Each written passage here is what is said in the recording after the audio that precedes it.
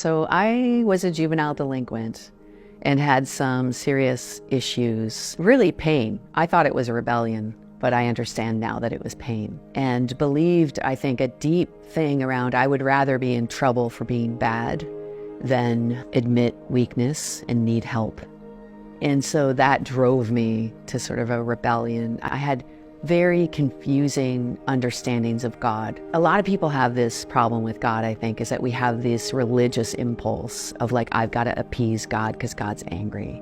And really, I landed in a jail cell, drug addicted, estranged from my family, and had a woman come to me from the church who wrapped her arms around me and said she loved me. I didn't hug her back. I was not interested. I actually, when she left, I was like, you didn't even bring me any smokes. And when she left, the door closed and I had an encounter with Jesus. Jesus showed up. And what Jesus did, and I can't even explain, was it a vision? Was it but I felt Jesus. So I don't know what it was, but it was transformational. And he did the same thing she had done. He just wrapped his arms around me and whispered in my ear, I love you.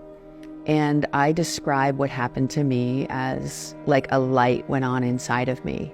And I, for the first time, I think I woke up to what was real.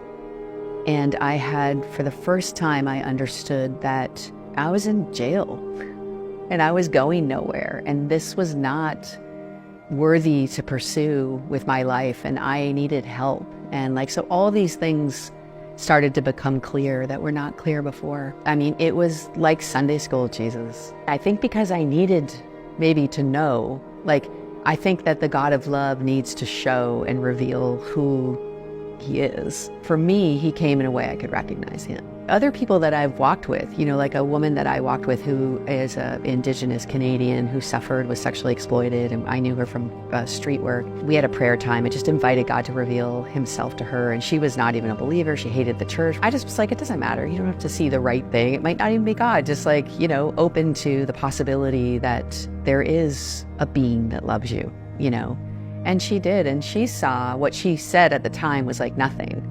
But I was like, no, what did you see? And she's like, I saw this black nose, and then I saw some fur and these whiskers, and I was like, oh no, what did she see, And then she's like, holy blank, I saw a lion. That can't be God. And I was like, what you saw, at least in the scriptures, one of the images of God is a lion, which of course we know from Chronicles of Narnia now. But the lion image is about the God who roars on behalf of the oppressed, who comes to set the captives free.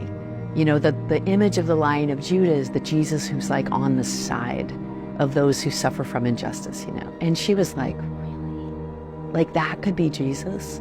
Someone who would roar on my behalf, someone who would fight with me. She literally opened to God and was transformed. Now she's a pastor working with people on the street. I know that God is real and that God is love and that God desires to connect with people.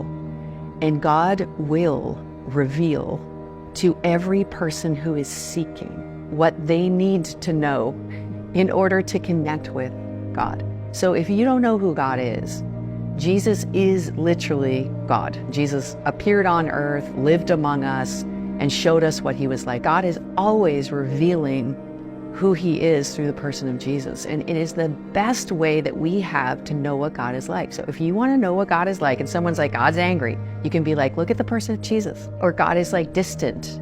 Look at the person of Jesus. Or God requires sacrifice. Look at the person of Jesus. Or God is remote.